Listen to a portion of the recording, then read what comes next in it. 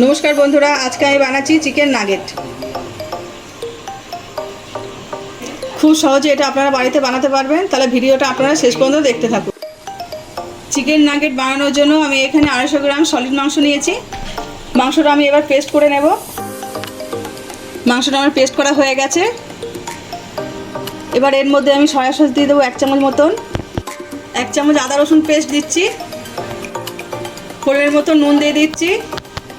গোলমরিচ গুঁড়ো দিচ্ছি 1 চামচ মতন। হাফ চামচ মতন লাল লঙ্কার গুঁড়ো দিলাম। এর মধ্যে আমি ব্রেড দিয়ে দিচ্ছি। ব্রেডটা আমি কুচি করে নিয়েছি। এবার আমি এটা পেস্ট করে নেবো সব একসাথে। মাংসটা পেস্ট করা হয়ে গেছে। এই স্লাপে আমি অল্প করে একটু তেল মাখিয়ে নিয়েছি। এবার মাংসটা আমি এর উপর দিলাম।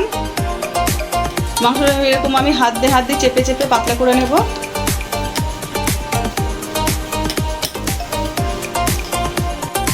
হাত দিয়ে আমি চেপে চেপে নিয়েছি।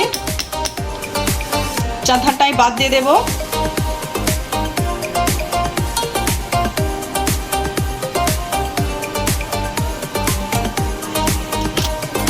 এবার আমি লম্বা লম্বা করে কেটে নিচ্ছি। এবার আমি আড়ে কেটে নেব।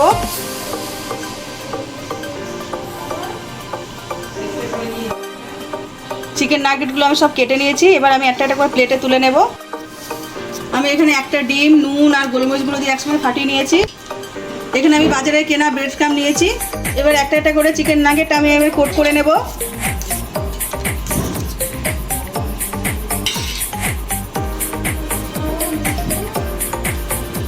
আমি এরকম করে সব কোট করে নেব। চিকেন নাগেটগুলো আমাদের সব কোট করা হয়ে গেছে। কড়াইতে তেল গরম হয়ে গেছে। এবার একটা একটা করে চিকেন নাগেটগুলো আমি ছেড়ে দিচ্ছি। চিকেন নাগেটগুলো আমি দুটি ভালো করে ভাজা হয়ে গেছে। এবার আমি তুলে নিচ্ছি। আমাদের চিকেন নাগেট একদম রেডি।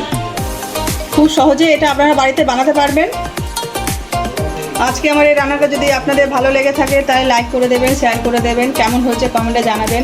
আবার নতুন রান্না পেতে গেলে আমার চ্যানেলটা সাবস্ক্রাইব করে দেবেন।